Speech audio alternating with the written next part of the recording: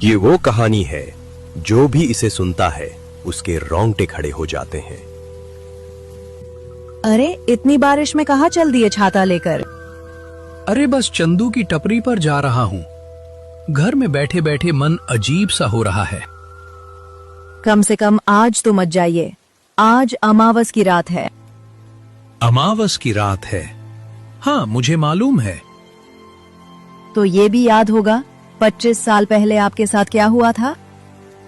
अरे हाँ हाँ गायत्री, मुझे अच्छे से याद है। मैं बस यहीं जा रहा हूँ, गांव के बाहर नहीं जा रहा। नहीं, आज मत जाइए, मेरा जी घबरा रहा है। एक तो अमावस की रात, ऊपर से आपकी तबीयत भी खराब है। अरे गायत्री तुम भी ना, तुम फिक्र मत करो, 2 घंटे में आ जाऊंगा। ठीक है, जा रहे हैं तो जल्दी आ जाइएगा। हाँ जल्द ही आ जाऊंगा। रामू काका चाय की टपरी पर जाने के लिए अंदर ही अंदर बेचैन हो रहे थे, लेकिन उनकी पत्नी को बिल्कुल भी पसंद नहीं था कि वो आज की रात कहीं बाहर जाएं। फिर भी रामू काका जैसे तैसे अपनी पत्नी को समझाकर चाय की टपरी की ओर निकल पड़े, जहां उनके कुछ साथी उनका इंतजार कर रहे थे। भले ही उम्र में वे उनसे छोटे थे, फिर भी रामू काका उन्हीं के साथ उठना बैठना पसंद करते थे। ये वही है जो काका का आने का काफी देर से इंतजार कर रहे हैं। अरे यार, काका कहाँ रह गए? उनके बिना तो आजकल अकेले बैठने में मजा ही नहीं आता। सही कहा रितेश, इस समय तक तो काका आ जाते हैं, आज पता नहीं कहाँ रह गए। एक काम करते हैं, उनके घर ही चलते हैं। मैं नहीं जा रहा। पिछली बार याद है ना क्या हुआ था? उनकी बीवी कितना गुस्सा कर रही थी। सही कहा भाई, लगता है आज काका के बिना ही बैठना पड़ेगा। तीनों रामू काका का इंतजार कर रहे थे। तभी कुछ देर बाद रामू काका आते हुए दिखाई दिए। वो देख, काका आ गए। अरे हाँ, ये तो रामू काका है। अरे काका, हम तीनों को तो लगा था कि आप आओगे ही नहीं। हाँ काका, आपके ही बारे में बात चल रही थी अभी। अरे बारिश की वजह से लेट हो गया। कोई नहीं काका, आप बैठिए। आप जैसे ही आते हो अलग ही माहौल बन जाता है। रामू काका वहां बैठते हैं और बातों का सिलसिला शुरू हो जाता है। चाय की टपरी पर अचानक माहौल शांत हो गया। सभी की नजरें रामू काका पर टिक गईं और बारिश की आवाज के बीच उनकी कहानी शुरू होने ही वाली थी। आज किसकी बारी है कहानी सुनाने की? भूल गए काका, आज रविवार है। आज कहानी आप सुनाओगे। अच्छा, आज मेरी बारी है क्या? दरअसल आजकल दिमाग काम नहीं कर रहा है। कोई नहीं चाचा, सुनाओ सुनाओ, आज तो अलग ही माहौल है। अच्छा, तो आज मैं तुम लोगों को अपनी जिंदगी का डरावना किस्सा सुनाता हूँ। ये बात मेरी जवानी के वक्त की है। उस वक्त तकरीबन बहुत रात हो चुकी थी और बारिश इतनी तेज थी कि रुकने का नाम नहीं ले रही थी। उस दिन मैं अपना काम खत्म करके ऑफिस से निकला ही था और वहां के बस स्टॉप के पास किसी बस का इंतजार करने के लिए रुक गया। मेरे आसपास अब कोई भी नहीं था, वहां सिर्फ मैं ही इंतजार कर रहा था। कुछ देर इंतजार करने के बाद मुझे अंदाजा हो गया कि जो आखिरी बस थी वो भी छूट गई है। तभी मेरी नजर रोड पर पड़ी तो मैंने वहां एक अजीब सी बूढ़ी औरत देखी।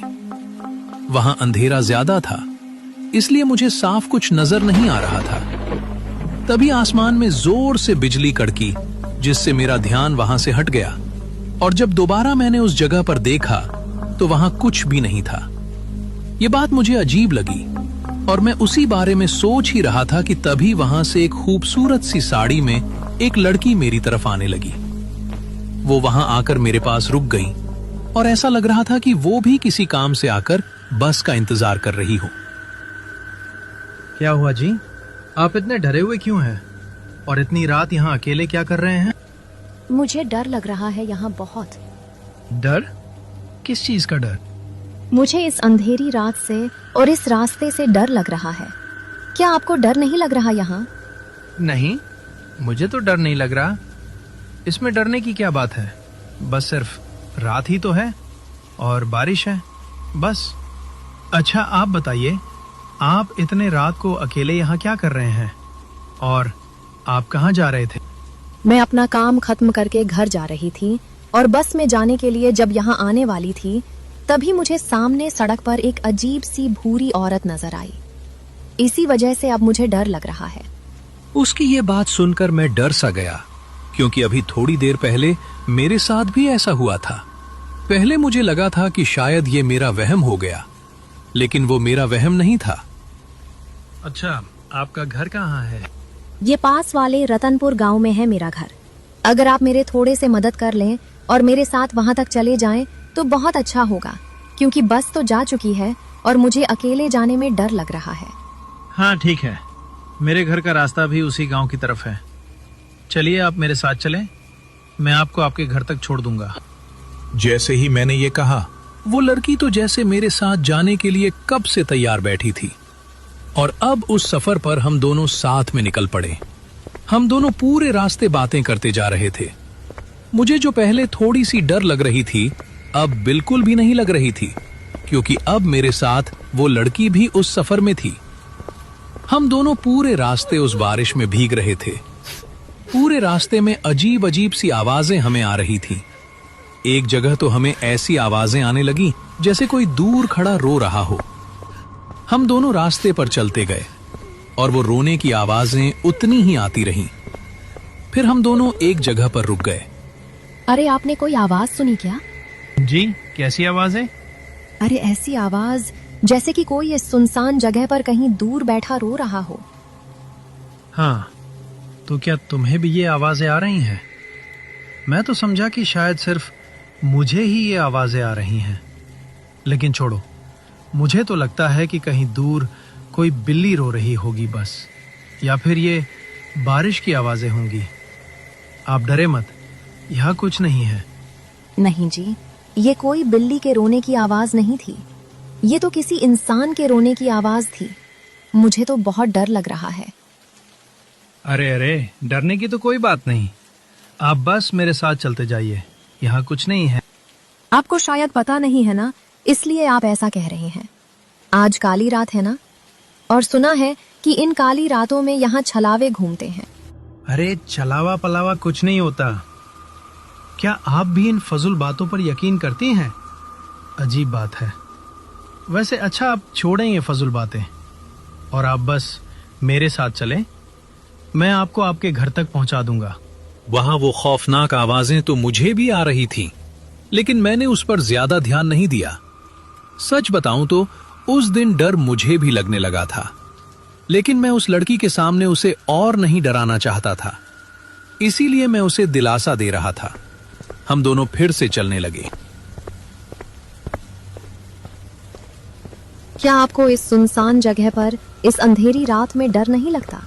नहीं, इसमें डरने की क्या बात है, बस सिर्फ अंधेरा और बारिश ही तो है। नहीं साहब जी, बस सिर्फ अंधेरा और बारिश नहीं है, यहाँ पर और भी बहुत कुछ है। उसका इतना कहते ही मेरे पैर एकदम रुक गए। और भी बहुत कुछ है का क्या मतलब, और क्या है यहाँ पर? मैंने सुना है कि यहाँ पर इस सुनसान रास्तों पर छलावा घूमता है और लोगों को अपने बातों में लगाकर उन्हें अपना शिकार बना देता है। नहीं, मैंने पहले भी कहा था कि ये छलावा फलावा जैसा कुछ नहीं होता। ये सब बस पुराने झूठी बातें हैं बस। आपने कभी देखा नहीं होगा ना, इसलिए आप ऐसी बातें कर रहे हैं। जिस दिन आपका सामना सच में छलावे से होगा, उसके बाद फिर आप ऐसी बातें नहीं करेंगे साहिब जी। यार, तुम तो ऐसे बातें कर रहे हो जैसे कि तुमने सच में कोई छलावा देखा है। तो बताओ फिर, कैसा दिखता है तुम्हारा छलावा? प्यारा है या नहीं? छलावा प्यारा कहाँ होता, वो बहुत ही खतरनाक होता है। अगर एक बार वो किसी को पकड़ ले तो फिर उसे आसानी से नहीं छोड़ता। अगर कोई भी चालावे के जाल में एक बार आ गया तो फिर उसका बचना बहुत मुश्किल है। वो सब तो ठीक है, लेकिन तुमने मुझे बताया नहीं। क्या तुमने सच में कोई छलावा देखा है? हाँ साहब जी, मैं छलावा ही तो हूँ।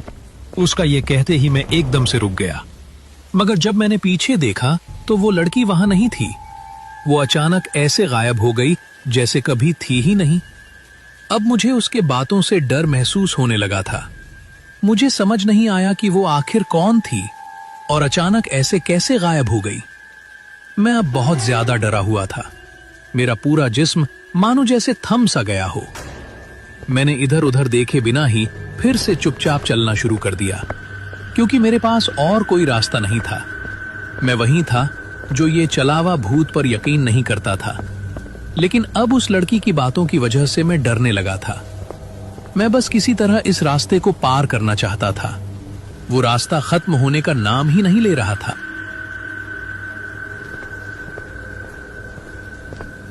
अरे साहब जी, क्या हुआ? आप तो लगता है डर गए। ये आवाज सुनते ही मैं एकदम रुक गया और पीछे देखा तो मेरे होश ही उड़ गए। अब वहां पर वो लड़की फिर से खड़ी थी। अब मुझे उस लड़की से बहुत डर लग रहा था। अरे तुम कहाँ चले गए थे? अरे साहब जी, आप तो डर ही गए। मैं तो बस आपके साथ मजाक कर रही थी। तुमने तो मुझे सच में ही डरा दिया था। लेकिन साहिब जी, आप तो कह रहे थे कि आप चलावा पलावा से डर नहीं लगता, तो फिर आप किस चीज से डर रहे थे? उसके इस सवाल का अब मेरे पास उस वक्त कोई जवाब नहीं था, इसलिए मैं कुछ न बोल सका और चुपचाप वहां से हम दोनों साथ में दोबारा जाने लगे।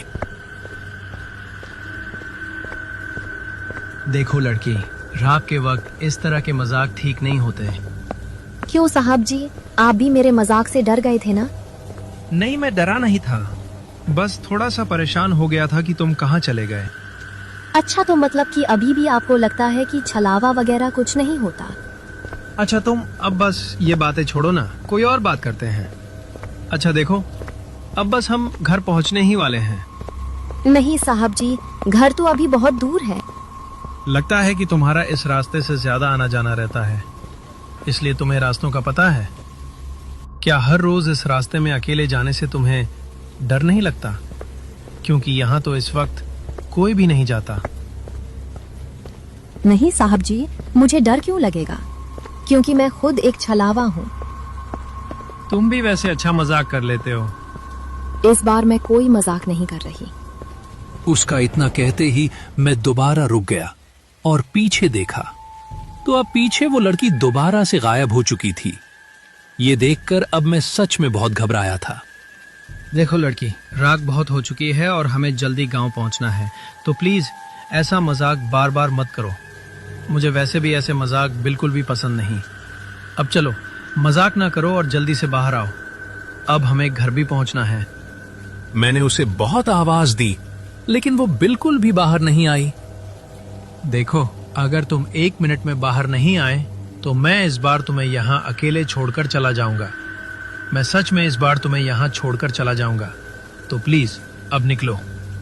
अब मेरे बार बार कहने पर भी वो बाहर नहीं आई और मैंने वहां से जाने का सोच लिया था, लेकिन मुझे उस लड़की की भी थोड़ी फिक्र हो रही थी। आखिरकार रात बहुत काली हो चुकी थी और बारिश भी थी, इसलिए मुझे वहां से जाना ही ठीक लगा।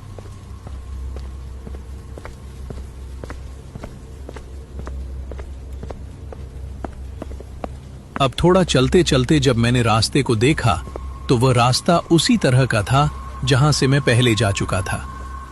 जब मैंने चारों तरफ देखा तो मुझे यह महसूस होने लगा था कि यहां कुछ न कुछ ठीक नहीं है, लेकिन अब मुझे कुछ समझ नहीं आ रहा था और मेरे पास कोई और रास्ता भी नहीं था, इसलिए मैं बस चलता ही जा रहा था।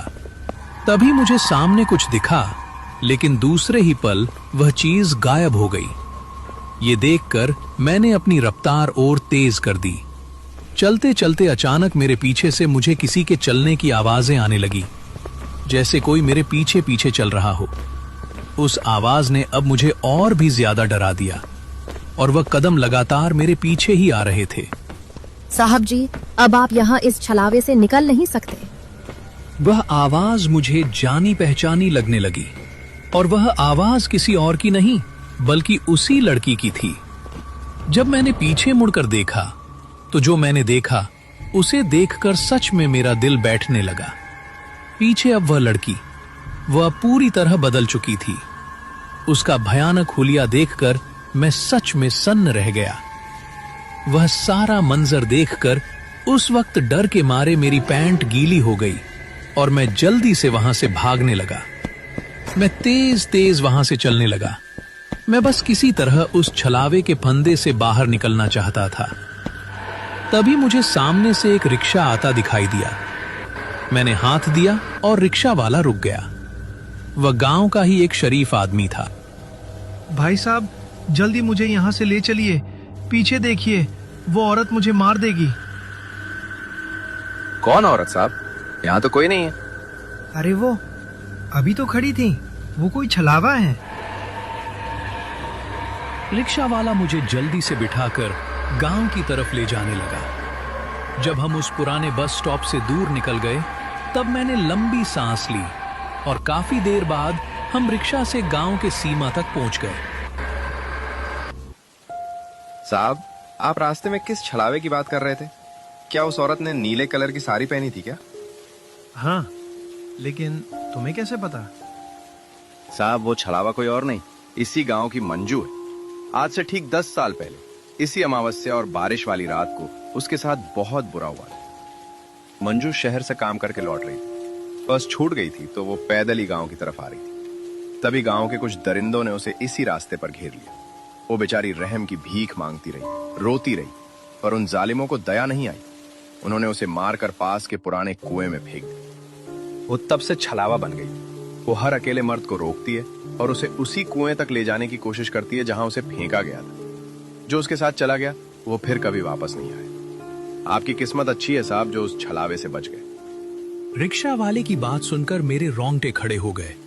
मुझे एहसास हुआ कि वो लड़की मुझे अपने घर नहीं, अपनी मौत की जगह ले जा रही थी। भाई साहब, ये पकड़िए पैसे।